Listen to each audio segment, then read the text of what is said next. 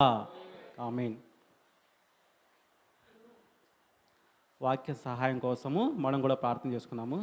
సర్వశక్తి గల దేవ, కృపామయుడ, దయగల తండ్రి, ఈ మధ్యాహ్న సమయమందు నీ మాటలు మాట్లాడుచుండగా ప్రభువా, నరునిగా నన్ను మరుగు చేసి నీ మాటలతో నీవే మాట్లాడి చేరి వచ్చిన ప్రతి హృదయానికి నీ మాటలు అందించి వర్ధిల్లు చేయమని మా ప్రభు అయిన యేసుక్రీస్తు నామం బట్టి ప్రార్థిస్తున్నాం తండ్రి.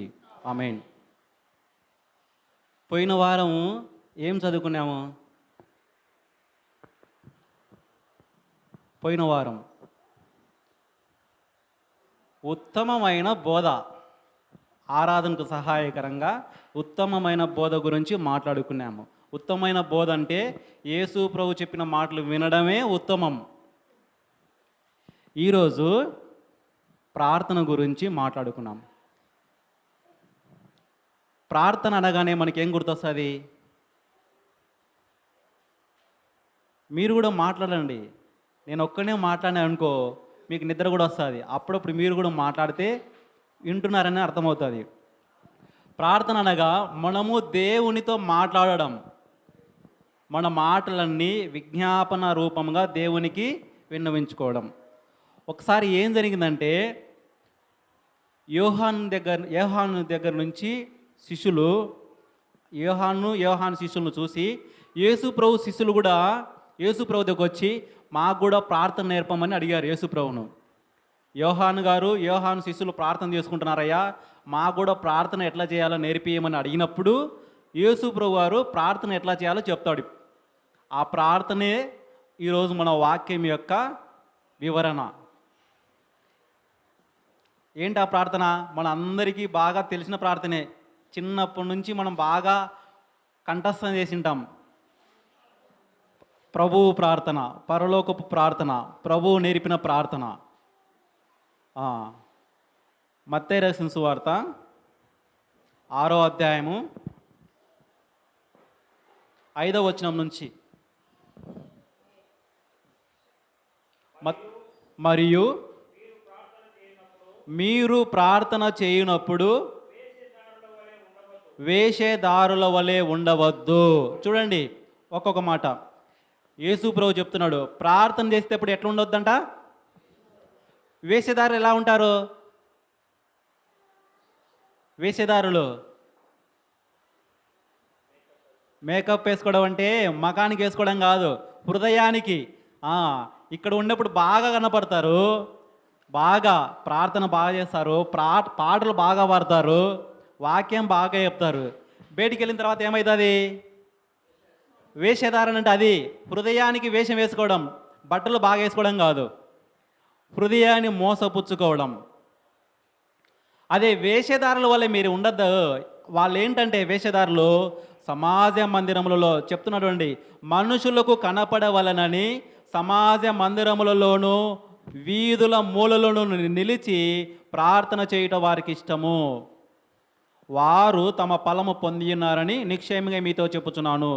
దేవుడు ఎవరినైనా క్షమిస్తాడండి. క్షమించడా?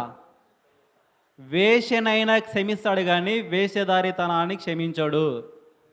అది వాక్యం సెలవిస్తుంది. ఏంటంటేనా, వేషధారులు వాళ్ళ ప్రవర్తన అట్లా ఉంటుంది. వేషనైనా క్షమించాడు కదా. ఒక వేషం తీసుకుని వచ్చి వ్యభిచారం చేస్తుండగా పట్టుబడిందంటే, అమ్మ నీ పాపములు క్షమించబడి ఉన్నవి అని చెప్పాడు. కానీ ఇక్కడ ఏం చెప్తున్నాడు? వేషధారిగా ఉండొద్దు అని చెప్తున్నాడు. చూడండి. అలాగే 6వ వచనం, నీవు ప్రార్థన చేయనప్పుడు నీ గదిలోనికి వెళ్ళి తలుపులు వేసి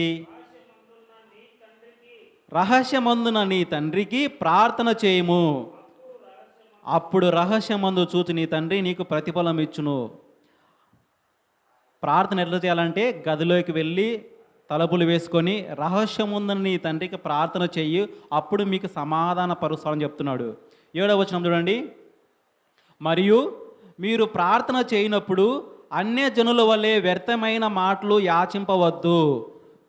విస్తరించి మాట్లాడటం వలన తమ మనవి వినబడనని వారు తలంచుతున్నారు. అన్యజనులు కూడా ప్రార్థన చేస్తారు, కానీ వాళ్ళలాగా మీరు మాట్లాడద్దండి, వాళ్ళలాగా మీరు ప్రార్థన చేయొద్దండి అని చెప్తున్నాడు. వాటి ఎట్లా చేస్తారు? విస్తారంగా మాటలు మాట్లాడితే, విస్తారంగా మనం దేవునికి మాటలు చెప్తే, ఓకే మేము ప్రార్థన బాగా చేసాం అనుకుంటారు వాళ్ళు. ఆ? అన్యజనులు విస్తారంగా మాటలు మాట్లాడతారు, కానీ అది నిజమైన ప్రార్థన కాదు.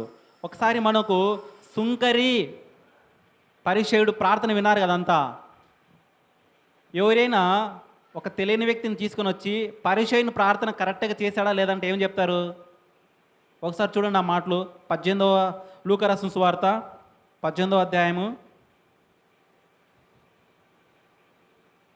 9వ వచనం చూడండి. తామే నీతిమంతులమని 11వ వచనం నుంచి పరిచయుడు నిలువబడి, దేవా నేను చోరులను, అన్యాయస్తులను, వ్యభిచారులైన ఇతర మనుషుల వలనైనను, ఈ సుంకరి వలనైనను ఉండనందుకు నీకు కృతజ్ఞతాస్తులు చెల్లించుకుంటున్నాను. పరిచయుడు చేసిన ప్రార్థనలు ఏమైనా తప్పుందా? మామూలుగా ఆలోచిస్తే ఏమంటున్నా అంటే, నేను దొంగతనం చేయలేదు, అన్యాయంగా బతకలేదు, వ్యభిచారం చేయలేదు. ఈ సుంకరి అంటే పక్కన ఒక సుంకరి అంటే అంత చూడనీకి నీట్గా కూడా అంత నేను లేను, చాలా పరిశుద్ధంగా ఉన్నాను ప్రభువా అని చెప్పి నీకే కృతజ్ఞతాస్తులు చెల్లించుకుంటున్నాను అని చెప్పాడు. ఆ ప్రార్థన చూసేటట్లే ఉంది. కరెక్ట్గానే మంచోడు, దొంగతనం చేయలేదు, వ్యభిచారం చేయలేదు, అన్యాయంగా నడుచుకోలేదు, చూస్తుంటే పరిశుద్ధంగా కనపడుతున్నాడు, దేవునికి కృతజ్ఞతాస్తులకు చెల్లిస్తున్నాడు అన్నట్టు మంచిగానే అనిపిస్తుంది. కింద వచనం కూడా చూడండి, వారానికి 2 మార్లు ఉపవాసం చేస్తాడంట. మళ్ళా నా సంపాదన అంతటిలో 10వ భాగం 10వ భాగం కూడా చెల్లిస్తున్నాడంట. చూడండి, సుంకరి అన్నీ కరెక్ట్గానే పాటిస్తున్నాడు అని ధైర్యంగా చెప్తున్నాడు బయటికి ఆ మాటలన్నీ.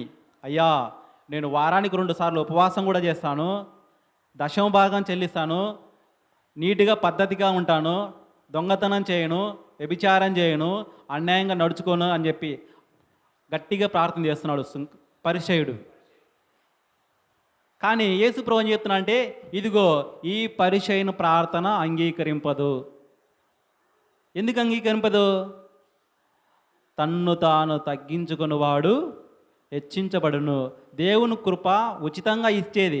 మనమేదో సత్క్రియలు చేస్తానో, మనమేదో గొప్పలు చెప్పుకుంటానో, కొంతమంది ఇంత చేసి వాళ్ళ ఉత్సాహం అనమాట, మేము అది చేస్తాం, ఇది చేస్తాం, అది కొనిచ్చాం, ఇది కొనిస్తామని చెప్పి గొప్పలు చెప్పుకోవడం.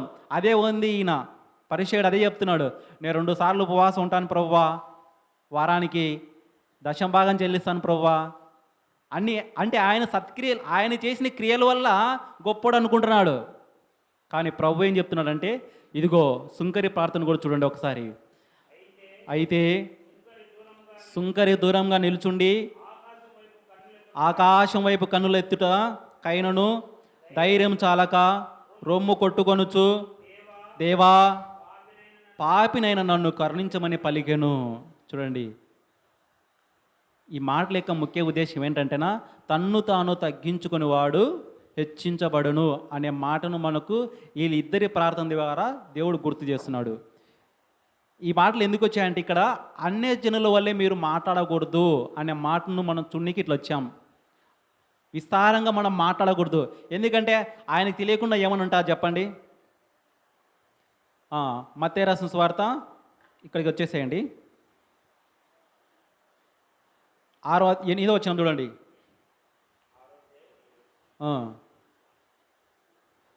మీరు వారి వల్లే ఉండకూడి. వారి వాళ్ళంటే పైన చూసాం, అన్యజనులు విస్తారమైన మాటలు మాట్లాడతారు, వాళ్ళు ఎంత ఎక్కువ మాట్లాడితే అన్ని దేవుడు ఆలకిస్తాడని చెప్పి వాళ్ళు అనుకుంటారు.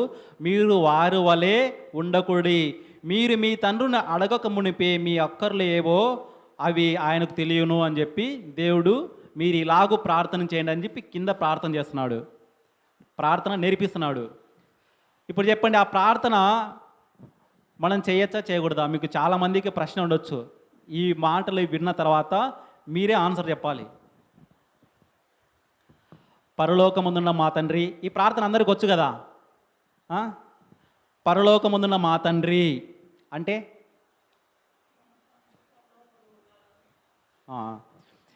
ఈ మాటలు ఎందుకు చెప్పాలో మనం చాలా లోతుగా వెళ్ళి ఆలోచించాలండి. ఈ మాటలు ఎవరు రాశారంటే మత్తయ్య గారు యూదులకు రాశాడు. ఈ లేఖనం మొత్తం ఏం చేశాడంటే, యూదులు అప్పుడు ఎలాంటి వాళ్ళంటే, వాళ్ళ తండ్రి ఎవరంటే ఏం చెప్పారు వాళ్ళు? అబ్రహాం మా తండ్రి, మేము అబ్రహాము వారసులం అని గట్టిగా చెప్పేవాళ్ళు. మా తండ్రి దేవుడు అంటే దేవదూషణ చేస్తానని చెప్పి వాళ్ళని కొట్టేవాళ్ళు. అంటే అబ్రహాం వరకే వీళ్ళ విశ్వాసం అయిపోయింది. అబ్రహాము మాకు తండ్రి, మేము అబ్రహాం వారసులం అని చెప్పుకునే వాళ్ళు యూదులు. సడన్గా యేసుప్రభు వచ్చి, అయ్యా దేవుడు ఈ రాళ్ల వలన కూడా మీకు పిల్లలను పుట్టిస్తాడా? అబ్రహాం మీకు తండ్రి అని మీరు అనుకుంటున్నారు కదా, ఈ రాళ్ల వలన కూడా దేవుడు పిల్లలను పుట్టిస్తాడు అని చెప్పి, మీ తండ్రి పరలోకమందు ఉన్నాడు అని చెప్పి మాట చెప్పేశాడు. అప్పటికి అందరికి ఆశ్చర్యం వేసిపోయింది. లాస్ట్కి యేసుప్రభుని కూడా దేవదూషణ చేస్తానని చెప్పాడు. నేను పరలోకం నుండి వచ్చాను, దేవుని కుమారుని, నా తండ్రి పరలోకంలో ఉన్నాడంటే అదేంటి, నువ్వు మనుషునివై ఉండి మనుషు కుమారునిగా పుట్టి దేవదూషణ చేస్తున్నావు, తండ్రితో సమానుగా ఎంచుకుంటున్నావు, దేవుణ్ణి తండ్రి అంటున్నావు అని చెప్పేసి యేసుప్రభు మీద కూడా నిందలు మోపారు. అందుకే ఇక్కడ క్లియర్ స్టేట్మెంట్ ఇస్తున్నాడు, పరలోకముందున్న మా తండ్రి. తండ్రి అంటే ఒకసారి ద్వితీయోపదేశ కాండానికి రండి. ద్వితీయోపదేశ కాండము 32వ అధ్యాయము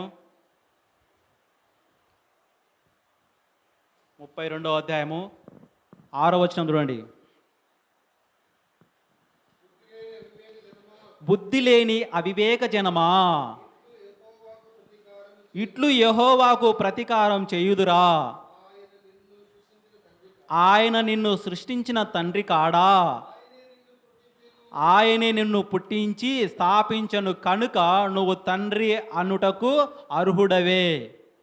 తండ్రి ఎవరంటే మనల్ని పుట్టించిన ఆయన తండ్రి. ఇప్పుడు చెప్పండి, మనం తండ్రి అనడంలో తప్పు ఉంది దేవుణ్ణి?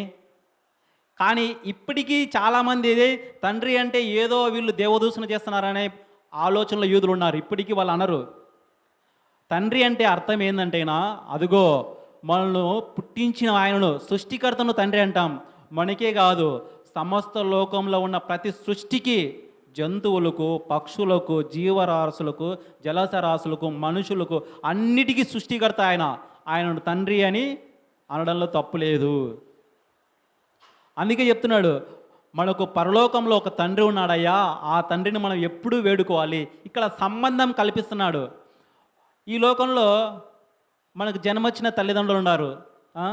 ఎందుకు మన అన్ని విషయాలు మన తల్లిదండ్రులతో షేర్ చేసుకుంటామా? ప్రతి చిన్న విషయం కానీ చిన్నప్పటి నుంచి అన్ని తండ్రికి చెప్పుకుంటాం. ఎందుకు? తండ్రి మన కోరికలు నెరవేరుస్తాడు. ఒకవేళ మనకు వచ్చిన సమస్య తండ్రికి చెప్పకుండా పక్కన వాళ్ళకి చెప్తే నెరవేరుస్తాడా? అందుకే ఆ సంబంధాన్ని గుర్తు చేస్తున్నాడు దేవుడు. అయ్యా పరలోకముందున్న మా తండ్రి అంటే, ఇదిగో మనలందరినీ సృష్టించిన ఒక ఆయన ఉన్నాడు, ఆయన పరలోకంలో ఉన్నాడు, మన విన్నపాలు ఏమైనా చేయాలంటే ఆయనకే చెయ్యాలి. ఒక సంబంధాన్ని కలిగిస్తున్నాడు, ఒక సంబంధాన్ని గుర్తు చేస్తున్నాడు. ఎందుకు? సృష్టికర్త కాబట్టి ఆయన. ఒకసారి యెషయా గ్రంథం చూడండి. యెషయా గ్రంథము 64వ అధ్యాయము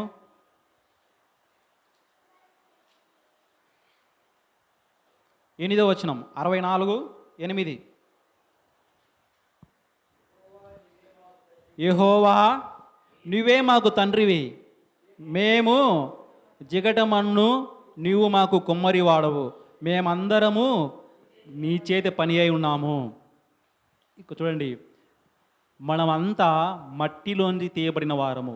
ఎవరు తీశారంటే తండ్రి తీశాడు, దేవుడు తీశాడు.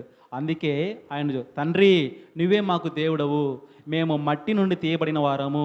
ఇదిగో కుమ్మరి వాళ్ళు మట్టిని తీసుకొని కుండను ఎంత నీట్గా చేస్తారు, ఎంత జాగ్రత్తగా చేస్తారు, ఎంత స్వరూపంగా, ఎంత అందంగా చేస్తాడు.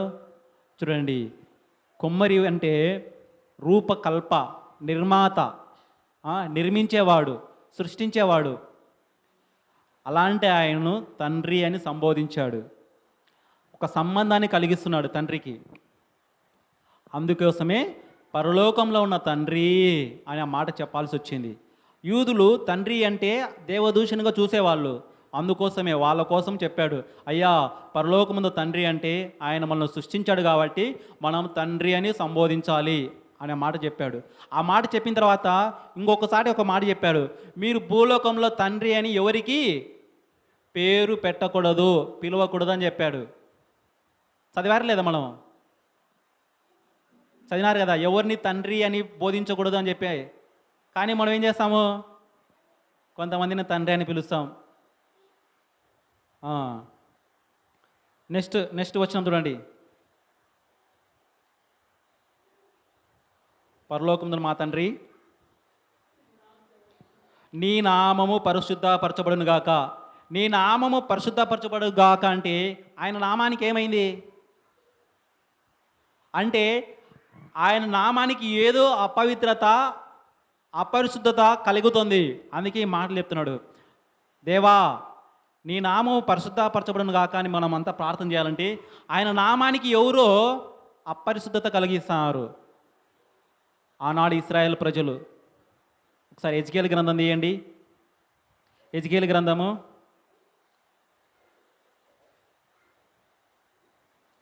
36వ అధ్యాయము 19వ వచనం చూడండి.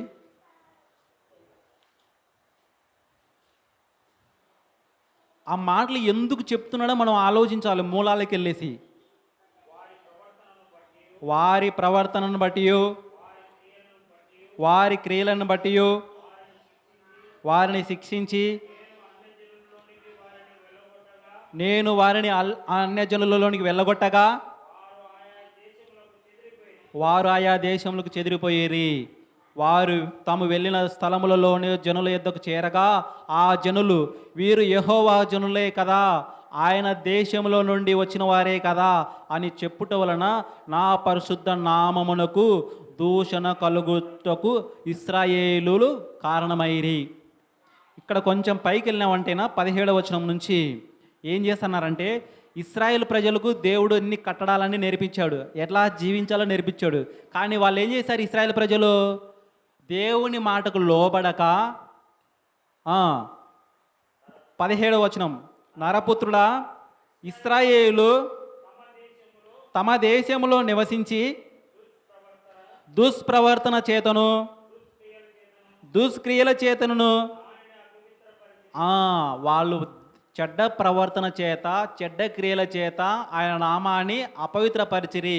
అందుకే దేవుడు అక్కడి నుంచి వాళ్ళను వేరే రాజ్యానికి అప్పచెప్పాడు.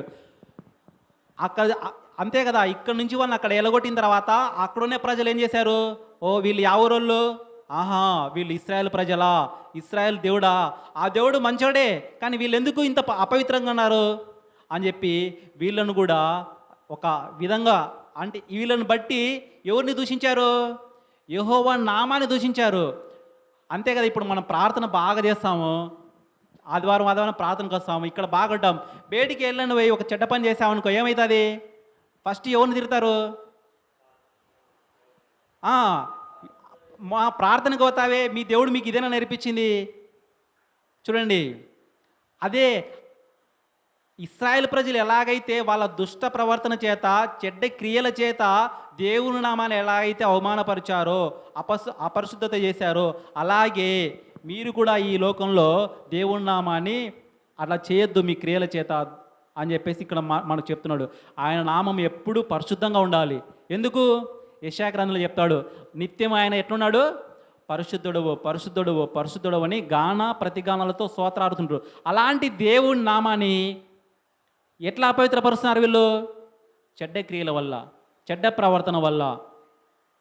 అందుకే ఆయన నామం పరిశుద్ధంగా ఉంచాలయ్యా అని ప్రార్థన నేర్పిస్తున్నాడు.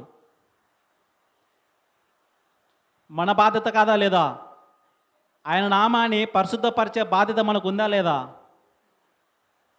ఎట్లా పరిశుద్ధపరుస్తామంటే, మనము పరిశుద్ధంగా జీవించడం ద్వారా, మన క్రియలలో దుష్ట ప్రవర్తన చేత కాకుండా, దుష్ట క్రియలలో కాకోకుండా ఆయన నామాన్ని మనం పరిశుద్ధపరచాలి.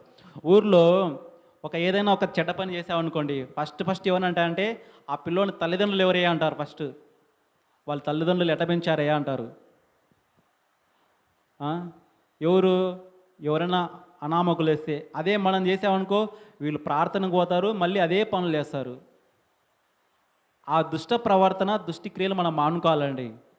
అందుకే దేవుడి మాటలు గుర్తు చేస్తున్నాడు. అయ్యా, పరలోకంలో మనకు తండ్రి ఉన్నాడు, ఆయన నామం పరిశుద్ధ పరచబడును గాక అంటున్నాడు. అంటే అది నిత్యము పరిశుద్ధంగా ఉంచాల్సిన బాధ్యత మనది. ప్రతిరోజు ఆ నామాన్ని మనం పరిశుద్ధపరచాలి. చూడండి ఇంకా మాటలు 19వ అధ్యాయం చూడండి, హెజ్కేలు గ్రంథము 13వ అధ్యాయము ఇంకొక మాట. ఆయన నామానికి ఎట్లా అపరిశుద్ధత కలుగుతుందో చెప్తున్నాడు ఇక్కడ. 13వ అధ్యాయము 19వ వచనం.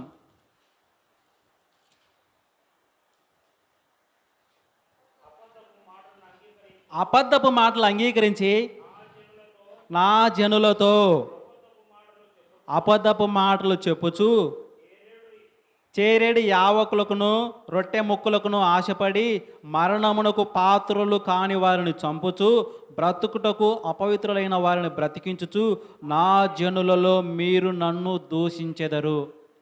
ఇక్కడ ఏం చెప్తున్నాడంటే, అయ్యా, అన్యం పుణ్యం ఎరుగని నా ప్రజలకు మీరు కొంచెం డబ్బుల కోసమో రొట్టెల కోసమో తిండి కోసమో డబ్బులు తీసుకొచ్చి నా ప్రజలలో అబద్ధ మాటలు మీరు విని వారిని ఏం చేస్తున్నారు? నరకానికి పాతలు వేస్తున్నారు, వాళ్ళను దూషిస్తున్నారు. వాళ్ళు మంచోళ్ళే, కానీ మీరు బయట విషయాలకు లోబడి అబద్ధ మాటలకు లోబడి నా నామాన్ని నా ప్రజలను మీరు ఏం చేస్తున్నారంటే అబద్ధ మాటల చేత వారిని దూషిస్తున్నారు. కొంతమంది మరణానికి పాత్రలే వాళ్ళని ఏం చేస్తున్నారు? మీరు రక్షిస్తున్నారు. దేంతో? డబ్బు కోసము. ఈ లోకంలో డబ్బుల కోసమో కూటి కోసమో, అంతే కదా. ఇప్పటికీ ఉన్నారు కొంతమంది జనాలు. మీరు కొంచెం అబ్జర్వ్ చేస్తే ఏదైనా డబ్బులు ఇచ్చామనుకో, క్రైస్తవులైనా సరే వాళ్ళకి ఏదైనా చెడు కార్యం చేయమంటే చేస్తారు. అలాంటి వాళ్ళు ఉన్నారు ఇప్పటికీ ఇంకా. అందుకే దేవుడు అప్పుడే ముందే చెప్పాడు, అయ్యా, ఇశ్రాయేల్ కాలంలో జరిగినట్టు ఇప్పుడు కూడా జరుగుతున్నాయి. అన్యం పుణ్యం ఎరుగని నా జనులను అబద్ధపు మాటల చేత కూటి కోసము గుడ్డ కోసము డబ్బు కోసము వాళ్ళని హింసించే వాళ్ళు తయారవుతున్నారు. అలాంటి వారి వలన నా నామం దూషించబడుతుంది అని చెప్తున్నాడు. ఆయన నామం ఎప్పుడు పరిశుద్ధంగా ఉంచాల్సిన బాధ్యత మన అందరిది. 3వ వచనం చూడండి, మూడో మాట. నీ రాజ్యము వచ్చునుగాక. ఇంతకు రాజ్యం వచ్చిందా రాలేదా? దేవుని రాజ్యం వచ్చిందా రాలేదా? ఎక్కడొచ్చింది? మన పక్కనే ఉంది, మనతోనే ఉంది. అంటే ఏంటంటే అర్థము, యేసు ప్రభువును నమ్ముకొని ఆయనతో సహవాసం చేసి ఆ రాజ్యంలోకి మనం వచ్చినట్టే. మనం ఇంతకుముందు ధ్యానించాం ఈ దేవుని రాజ్యం అంటే ఏంటో అని చెప్పేసి ఫుల్ ప్రసంగం మాట్లాడుకున్నాం. దేవుని రాజ్యం అంటే యేసు ప్రభువులోకి వచ్చిన తర్వాత మనం అంతా దేవుని రాజ్యంలోనికి వచ్చినట్టే. దాని గురించి ఇంతకు దేవుని రాజ్యం ఎందుకు రావాల్సి వచ్చింది చెప్పండి? కొంచెం మూలాలకు వెళ్ళాలి. ఎందుకంటేనా దేవుడు చిన్న ప్రార్థన నేర్పించింది. 6 మాటలు 7 మాటలు ఉన్నాయి, కానీ దాని వివరణకు వెళ్ళాలి మనం. ఎందుకు నీ రాజ్యం వచ్చును కాక అని చెప్పాల్సి వచ్చిందంటే, ఫస్ట్ దేవుడు ఇశ్రాయేల్ పిల్లల్ని ఎంచుకున్నాడా? అప్పుడు రాజు ఎవరున్నారు వాళ్ళకు? ఫస్ట్ ఎవరు లేరు. దేవుడు మాటలు చెప్తే మోషే ప్రవక్త నడిపించాడు. ప్రవక్తలు నడిపించారు ఫస్ట్. ప్రవక్తల తర్వాత ఎవరు వచ్చారు? న్యాయాధిపతులు వచ్చారు ప్రజలను నడిపించడానికి. తర్వాత యాజకులు వచ్చారు. యాజకుల కాలంలో, సమూయేలు కాలంలో ఒక విషయం జరిగింది. అప్పటికి కూడా యుద్ధాలు జరుగుతుండేవి. దేవుడు వాళ్ళని గెలిపించే ఉన్నాడు. కానీ ఒకసారి ఏమైందంటే ప్రజలల్లో భయపడిపోయి, మాకు యాజకులుగా మమ్మల్ని నడిపేయడం మాకు ఇష్టం లేదు, మాకు ఒక రాజు కావాలని చెప్పి ప్రజలు అడిగారు. చూడండి, సమూయేలు గ్రంథము 12వ అధ్యాయము సమూయేలు గ్రంథము 12వ వచనం చూడండి. మొదటి సమూయేలు. అయితే అమ్మోనీయుల రాజైన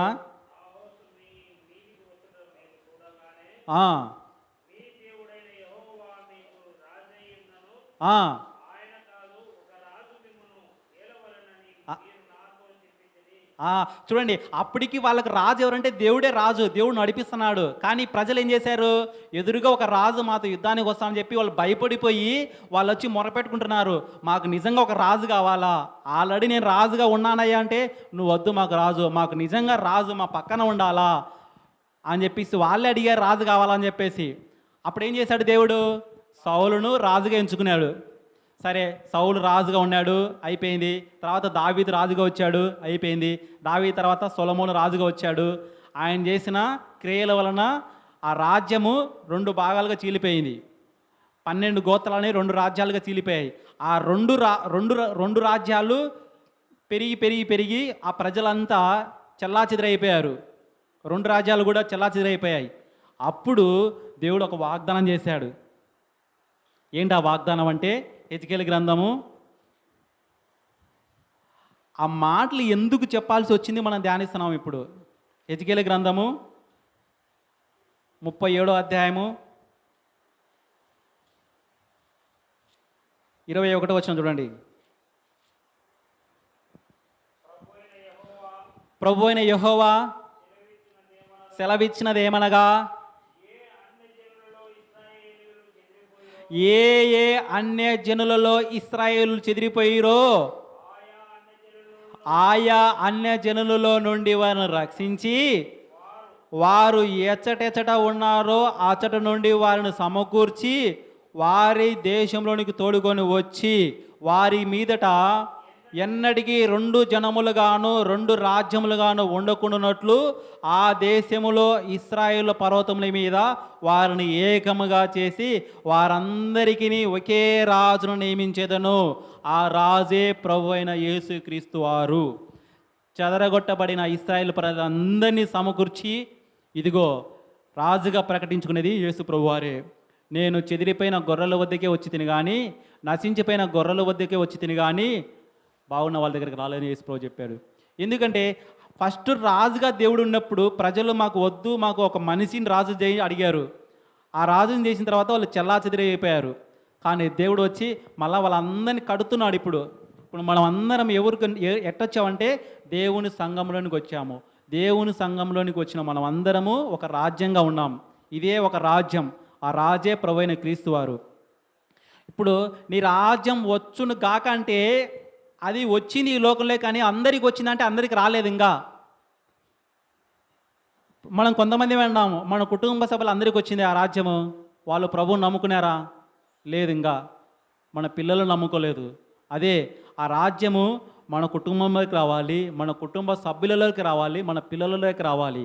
అంటే వాళ్ళందరినీ క్రీస్తుని నమ్ముకోవాలి. అప్పుడే ఆ రాజ్యం స్థిరంగా బలపడిపోయినట్టు. ఇది జ్ఞాపకం ఉంచుకోవాలి. ఆ రాజ్యం వచ్చును కాకంటే వచ్చింది, కానీ మనకు తెలిసింది కాబట్టి వచ్చింది. మన కుటుంబం వాళ్ళకి ఇంకా తెలియదు కదంగా. వాళ్ళకు కూడా ఈ రాజ్యం గురించి చెప్పాలి, ఈ ప్రభువుని గురించి చెప్పాలి. ఆ రాజ్యాన్ని మనం విస్తరించాలి. మన బాధ్యత ఏంటంటేనా, నీ రాజ్యం వచ్చును కాకంటే మనం నమ్ముకున్న ఆ రాజ్యాన్ని, ఆ క్రీస్తును విస్తరింపజేయాలి. అదే ఆ మాటకు అర్థం. ఎందుకంటే ఆ రోజు చెల్లాచెదిరైపోయిన ఇశ్రాయేల్ ప్రజలను ఒకటిగా చేసి ఒక రాజ్యంగా చేస్తా అని చెప్పాడు కదా. ఆ రాజ్యం వచ్చునుగాక అని మీరు ప్రార్థన చేయండి అని చెప్తున్నాడు ప్రభు. ఆ రోజు అడిగారు ఇశ్రాయేల్ ప్రజలు. కొంతమంది వచ్చి యేసు ప్రభు మాటలు చెప్తుంటే, ఉపమానాలు చెప్తుంటే, ప్రభువా దేవుని రాజ్యం వస్తుంది, దేవుని రాజ్యం వస్తా అని చెప్పి అన్నావే, నిజంగా ఆ రాజ్యం వచ్చిందా అని చెప్పి అడిగారు. లూకా రాసిన సువార్తలో మనకు కనబడుతుంది ఆ మాట. దేవుని రాజ్యం ఎప్పుడు వస్తుంది అంటే దేవుడు అప్పుడే చెప్పాడు ఆన్సరు, అయ్యా దేవుని రాజ్యం పరోక్షంగా ప్రత్యక్షంగా మీకు కనపడదు, ఇదిగో ఈ రాజ్యం మీ మధ్యనే ఉంది అని చెప్తున్నాడు. ఆ రాజ్యమే యేసుక్రీస్తు వారు. అదే కదా మనకు అపోస్తల కార్యంలో క్లియర్ కనబడుతుంది. క్రీస్తు సంఘం మొట్టమొదటి సంఘం కట్టబడింది కదా, ఆ సంఘంలో నుంచే దేవుని రాజ్యము విస్తరించడం మొదలుపెట్టింది.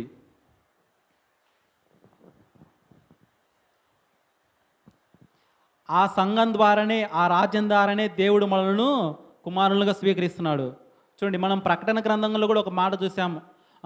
యోహాను గారు మనం లాస్ట్ వారం మాట్లాడుకున్నాం, బిఫోర్ లాస్ట్.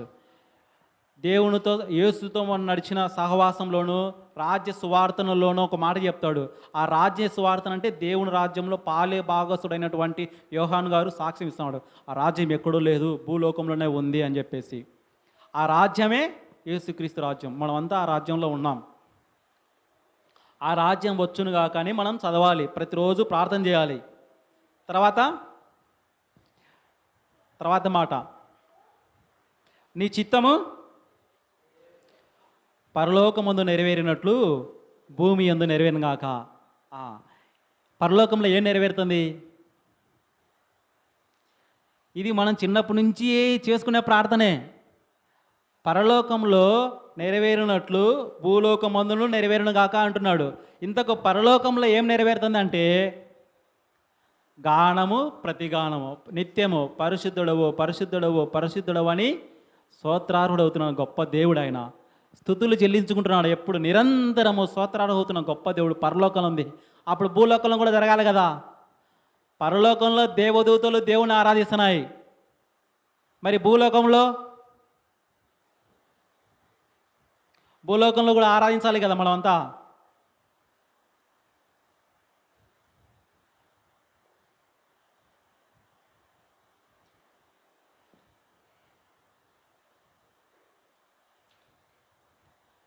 భూలోకంలో మనం కూడా ఆయనను ఒకసారి కీర్తనలు చూడండి. కీర్తనలు 89వ కీర్తన 6వ వచనము.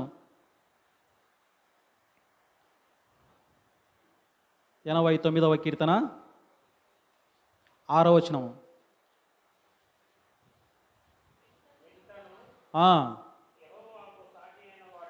యెహోవాకు సాటి అయిన వాడు ఎవడు?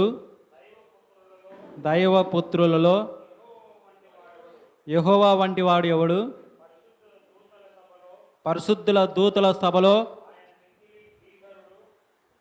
5వ వచనం చూడండి, 5వ వచనము. యెహోవా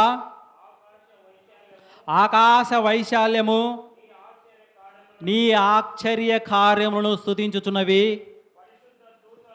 పరిశుద్ధుల దూతల సమాజములలో నీ విశ్వాస్యతను బట్టి నీకు స్థుతులు కలుగుచున్నవి. ఇక్కడ ఏం చెప్తానంటే, ప్రభువా నువ్వు చేసిన క్రియలన్నిటిని బట్టి భూలోకంలో స్థుతులు కలుగుతున్నాయి. భూలోకమేనా? ఆకాశ వైశాల్యము, ఆకాశంలో ప్రతిదీ దేవుణ్ణి స్తుతిస్తుంది ఆయన చేసిన ఆశ్చర్య క్రియలను బట్టి. భూమి గుండ్రంగా బంతి వల్ల ఎట్లా ఉంది? తేలియాడబడుతుంది ఈ శూన్యంలో. మనం ఏదైనా ఒక వస్తువు పైకి వేస్తే ఏమవుతుంది? కింద పడుతుంది కదా. మరి భూమి ఎందుకు కింద పడట్లేదు? అది ఆయన సృష్టి. భూమిని బంతి వలె శూన్యంలో తిప్పుతున్నాడు. చూడండి, ఆయన సృష్టి అలాంటిది. అలాంటి సృష్టిలో ఉన్న భూమి, ఆకాశము, సకల సూర్యచంద్ర నక్షత్రాలు కూడా దేవుని స్తుతిస్తున్నాయి. పరిశుద్ధ దూతలు కూడా దేవుని స్తుతిస్తున్నాయి. పరలోకంలో ఆయన నామం అంత స్తుతించబడుతుంది. ఆ స్తుతి భూమి మీద కూడా కలగాల అని చెప్పి వాక్యం సెలవిస్తుంది. అది ఆ మాటకు అర్థం.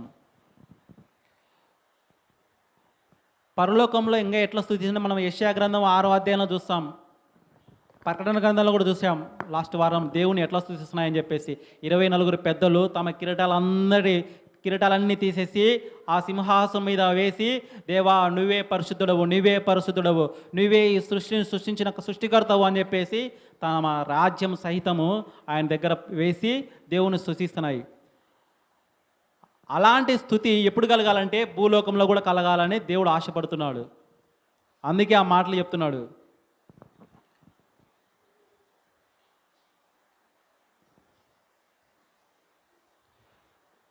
చూడండి నెక్స్ట్ వచనము, మా అనుదిన ఆహారము. కొంతమంది ఏమంటారంటే, బాగా ఇంట్లో సంవత్సరానికి తగ్గట్టు అన్నీ కొని పెట్టుకుంటాము, మళ్ళీ దేవుని కాడికి వచ్చి మా అనుదిన ఆహారం మాకు దడి చేయం తండ్రి అని ప్రార్థించడము తప్పు నాయన, అట్లా చేయకూడదు అంటారు. అంటారా అనరా? ఇంట్లో ఏమో సంవత్సరానికి తగ్గ భత్యం ఉంటుంది, తిన్నీకి అన్నానికి పప్పుకు నిత్యావసర సరళ అన్నీ కొని పెట్టుకుంటాము. మళ్ళీ దేవుని దగ్గరికి వచ్చి మాకు కావాల్సిన అనుదిన ఆహారం నేడు మాకు దయచేయం తండ్రి అని ఎట్లా అడుగుతావయ్యా నువ్వు అంటారు. ఒక మాట చూపిస్తాను చూడండి, ప్రసంగి గ్రంథము. ఆ మాట చూసిన తర్వాత మీరే సమాధానం చెప్పాలా. 2వ అధ్యాయము 25వ వచనం. ప్రసంగి గ్రంథము. ఆయన సెలవు లేక భోజనము చేసి సంతోషించుట ఎవరికి సాధ్యము? అయ్యా, నువ్వు మంచి ధనవంతుడివే అయి ఉండొచ్చు, కొని పెట్టుకుండొచ్చు సంవత్సరానికి తగ్గట్టు, కానీ నువ్వు వండుకునేది కూడా తినాలంటే ఎవరు సెలవు కావాలా? దేవుని సెలవు లేకుండా తినే అధికారం కూడా మనకు లేదు. ఒకవేళ నువ్వు బలవంతంగా తినేదాన్ని అరిగించగలేవు.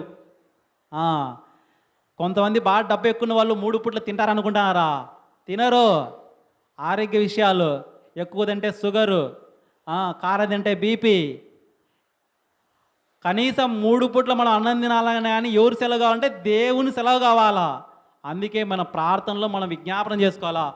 అనుదినం మేము తినే ఆహారం మాకు దయచేయి తండ్రి, నీ సెలవు మాకు దయచేయి తండ్రి. ఒకవేళ నీకు ఉందేమో, ఒక్క పూట తిండి లేని వాళ్ళు చాలామంది ఉన్నారండి లోకంలో. ఒక్క పూట కూడా తిండి లేక అలమటించే వాళ్ళు. నాకు 3 పూట్ల తిండి ఉంది కదా, నాకు దేవుడు ఇచ్చాడు కదా, నేను చేయని ఈ మాట, నేను పలకనంటే ఎట్లా? తప్పు. ప్రతిరోజు ఈ మాటలు మనం ధ్యానించాలి. మాకు కావాల్సిన అనుదిన ఆహారము నేడు మాకు దయచేయం తండ్రి, నీ సెలవు లేక ఈ సృష్టిలో ఏది తిననీకి కూడా అర్హత లేదు అనే మాటను ఇక్కడ మనకి జ్ఞాపకం చేస్తున్నాడు దేవుడు. చూడండి, మా రుణస్తులను మేము క్షమించున్న ప్రకారము మా రుణములను క్షమించము. ఇక్కడ క్షమించే గుణం మీకు కలిగి ఉండాలని చెప్పేసి దేవుడి మాట మనకు సెలవిస్తుంది.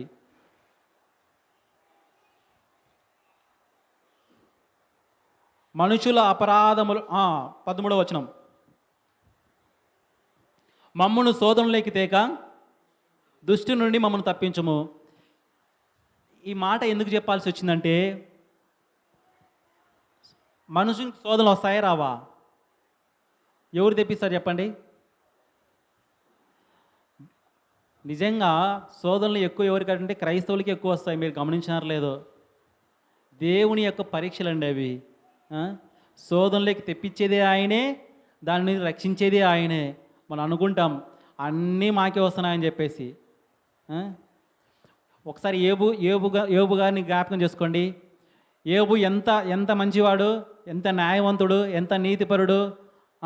ఊజు దేశంలో ఆయన కన్నా నీతిపరుడు ఎవ్వడు లేని సాక్ష్యము దేవుడు చెప్పాడు. కానీ 6వ వచనం వచ్చేటప్పటికి ఏమైంది? దేవుడే పర్మిషన్ ఇచ్చాడు శోధనలోకి. ఆ శోధనలు ఎవరు తెప్పిస్తారంటే దేవుడే తెప్పిస్తాడు. ఎందుకు? మనలో ఉన్న ఆ నిరీక్షణ, మనలో ఉన్న ఆ ఓర్పు ఎంతవరకు భరిస్తాడా అని చెప్పేసి. మనం అనుకోవచ్చు ఇన్ని శ్రమలు నాకేనా అని చెప్పేసి.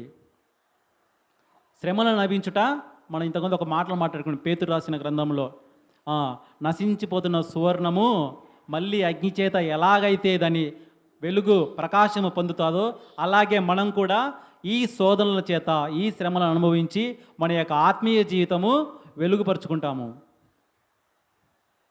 ఒకవేళ శోధనలు ఎక్కువైతున్నాయి మనం అనుకుంటాం, కానీ దేవుని తెలియకుండా ఏమవుతుందా? ఎక్కువవుతుందా? ఆయన అన్నిటి మీద అధికారం ఇచ్చాడు సైతానుకు, ఒక మరణం మీద మాత్రమే అధికారం ఇవ్వలేకపోయాడు. ఎన్ని శోధనలు వచ్చినా కానీ చంపే అధికారం సాతానుకు లేదు. చూడండి, ఇదే మాట ఒకసారి మనకు మొదటి కొరింథీయులకు రాసిన పత్రిక 10వ అధ్యాయము ఒకసారి 13వ వచనం చూడండి. 10వ అధ్యాయము 13వ వచనం. సాధారణంగా మనుషులకు కలుగు శోధనలు తప్ప మరి ఏదియు మీకు సంభవింపలేదు. దేవుడు నమ్మదగినవాడు, మీరు సహించినంత దానికంటే ఎక్కువగా ఆయన మిమ్మల్ని శోధింపబడనీయుడు. అంతేకాదు, సహింపగలుగుటకు ఆయన శోధనతో కూడా తప్పించుకుని మార్గమును కలగజేయును. మనం అనుకుంటాం, భయపడిపోతుంటాం శోధనలు వచ్చినాయని.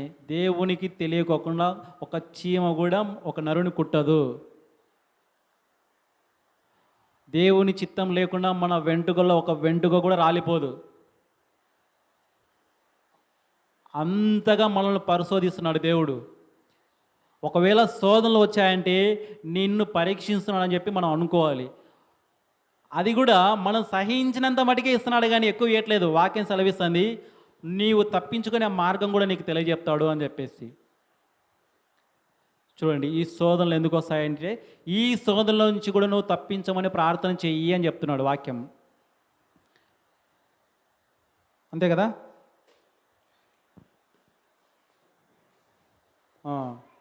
ఇప్పుడు మనం ఎన్నెన్ని మాటలు మాట్లాడుకుంటూ వచ్చాము. పరలోకముందున్న మా తండ్రి,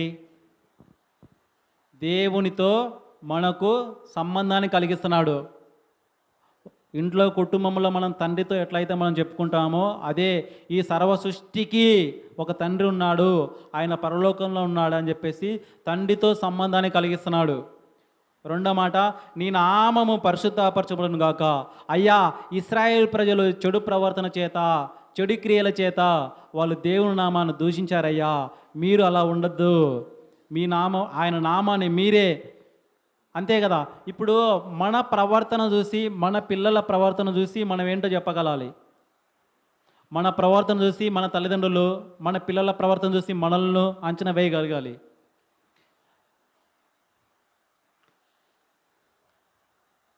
ఒకసారి ఒక మాట చెప్తాను.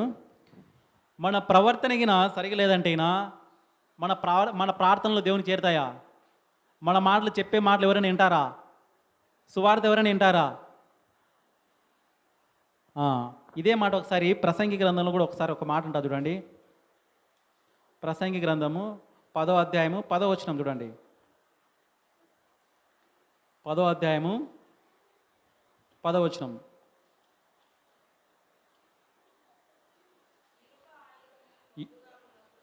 ఇనుప ఆయుధము మొద్దుగా ఉన్నప్పుడు దానిని పదును చేయని ఎడల పనిలో ఎక్కువ బలము వినియోగించవలను. అయితే కార్యసిద్ధికి జ్ఞానమే ప్రధానము. ఇక్కడ ఏం చెప్తుందంటే మన ప్రవర్తనండి. ఇక్కడ మనం సరిగా ప్రవర్తించలేక మనం ఎన్ని మాటలు చెప్పినా కానీ అది వ్యర్థమే. మన ప్రార్థనలో ఏముండాలంటే నిలకడ ఉండాలి. అది ఈ మాటల యొక్క ముఖ్య ఉద్దేశము. ఇన్ని చూసాం కదా. ఇంతకీ ప్రార్థన చేయొచ్చా చేయకూడదు చెప్పండి? ఇది చేయనీకుందా, పాటించనీకుందా? మాటలు పలకడానికి ఉందా, ఆచరించడానికి ఉందా? మీరే సమాధానం చెప్పాలి. ఇప్పుడు చాలామంది చాలా సంఘాలలో ఈ ప్రార్థన చేస్తున్నారు, కొంతమంది చేయట్లేదు. ఎందుకు చేయట్లేదో అది వారికి తెలియాలి, ఎందుకు చేస్తున్నావో చేసే వాళ్ళకి తెలియాలి. సమాధానం మీకు వివరంగా నేను ఈరోజు చెప్పాను. పరలోకమందున మా తండ్రి అంటే పరలోకం అంటే మనం ఏమైనా చూసామా? హెబ్రీయులకు రాసిన పత్రిక 11వ అధ్యాయం 1వ వచనం ఉంది. ఏముంటుంది? విశ్వాసం అనేది నిరీక్షించు వాటి యొక్క నిజ స్వరూపము, అవి అదృశ్యమైనవి కానీ ఉన్నవనుటకు రుజువై ఉన్నది. ఆ మాట ఏంటంటేనా, పరలోకం ఉందో లేదో మనకు తెలియదు, కానీ అది ఉంది అని చెప్పాడు మనకు ప్రభు యేసుప్రభు వచ్చి. అది మనం నమ్మాలి. పరలోకం అంటే విశ్వాసానికి గుర్తుగా ఉంది. పరలోకం అంటే విశ్వాసానికి గుర్తుగా ఉంది.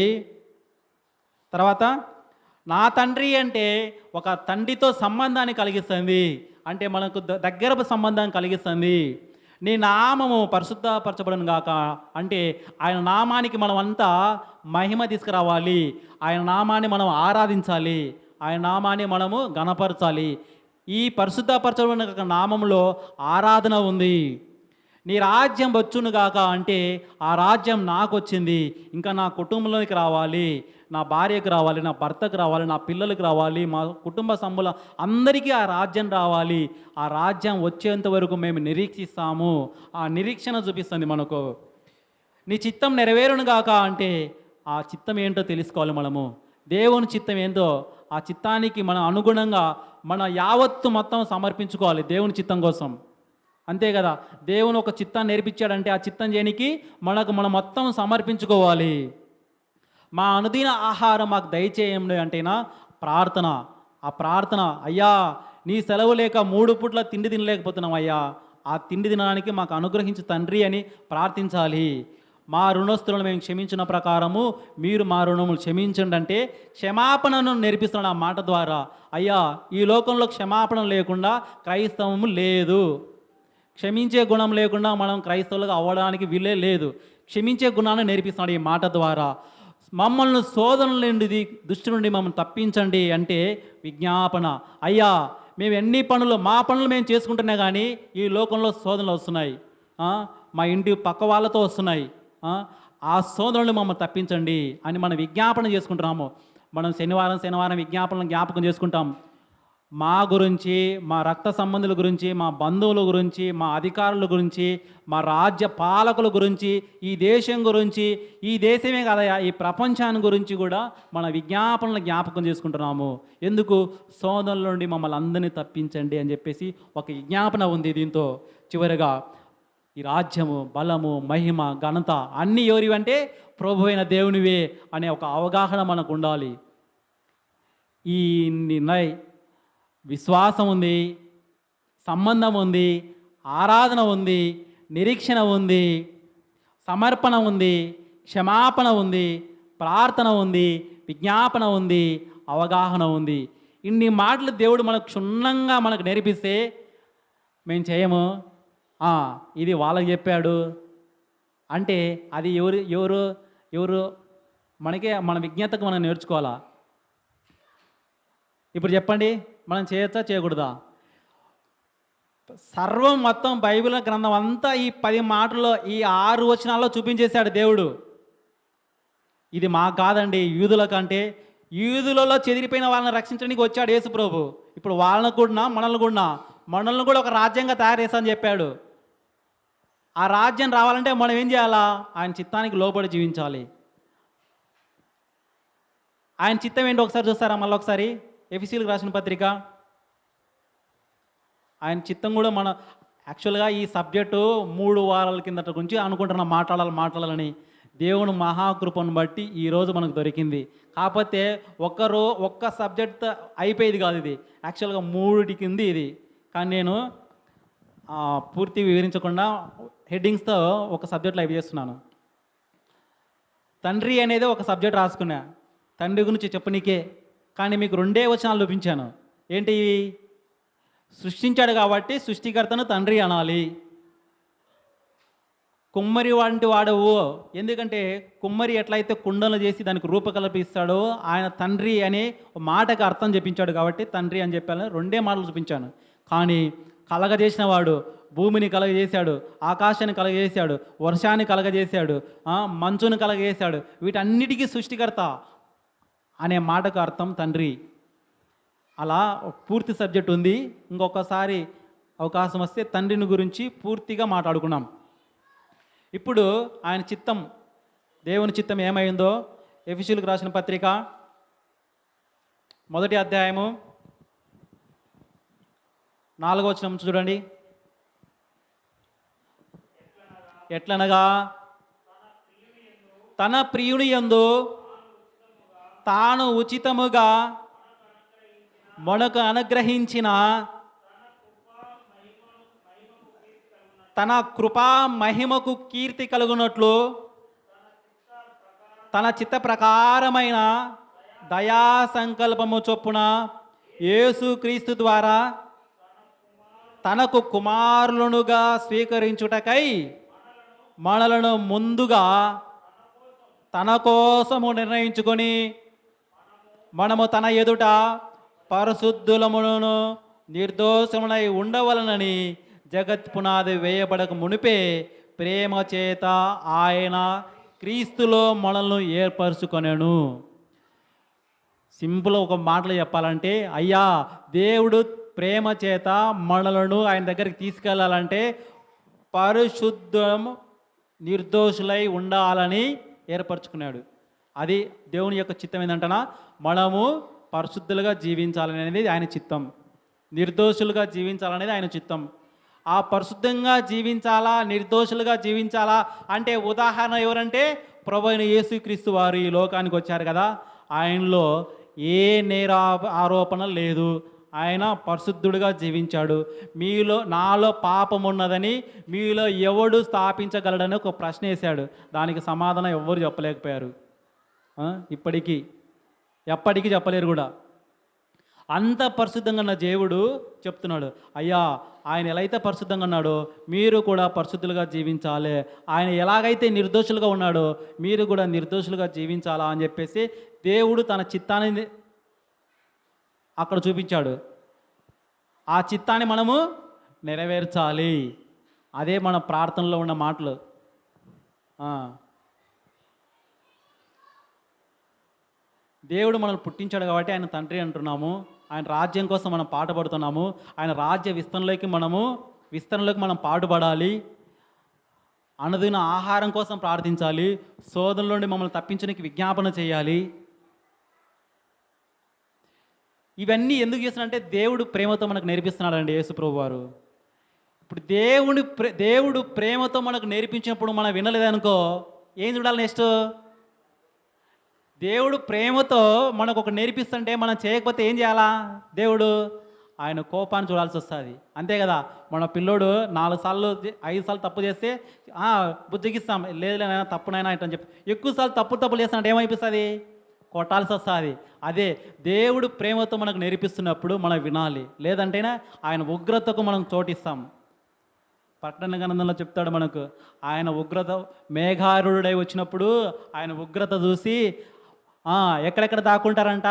కొండలలో, బండలలో, పర్వత సందులలో దాక్కుంటారంట, ఆయన మహిమను చూడలేక. అట్లా ఉంటుంది. ఆ ఉగ్రత లేకుండా దేవుడు ఇక్కడ ప్రేమపూర్వకంగా నేర్పిస్తున్నాడు ఆ మాటలు. ఇప్పుడు చెప్పాలి, ఇప్పుడనే చెప్పండి, ఇప్పుడు ప్రార్థన చేయచ్చా చేయకూడదా? ఈ మాటల కోసమే ఇంతసేపు గంట సేపు నుంచి చెప్తున్నాం. ఆ ప్రార్థన చేయాలా చేయకూడదా? చేస్తే ఎందుకు చేయకూడదు? చేస్తే ఎందుకు చేయాలి అన్న మాటలు. ఆ మాటలని ప్రతిరోజు మనం చేయనీకి ఉండే, పాటించనీకి కూడా ఉందా? పాటించాలి. ఆ ప్రార్థనే మనకు దేవుడు నేర్పిస్తున్నాడు. ఇది మన వాక్యం యొక్క ముఖ్య ఉద్దేశము. దేవుడు ఇచ్చిన మహాకృపను బట్టి మరోసారి మీ అందరికీ, ఓపికగా ఉన్న మీరందరికీ ప్రభువైన యేసు నామమును బట్టి అందరికీ వందనాలు తెలుపుకుంటూ నా వాక్యాన్ని ముగిస్తున్నాను. Thank you.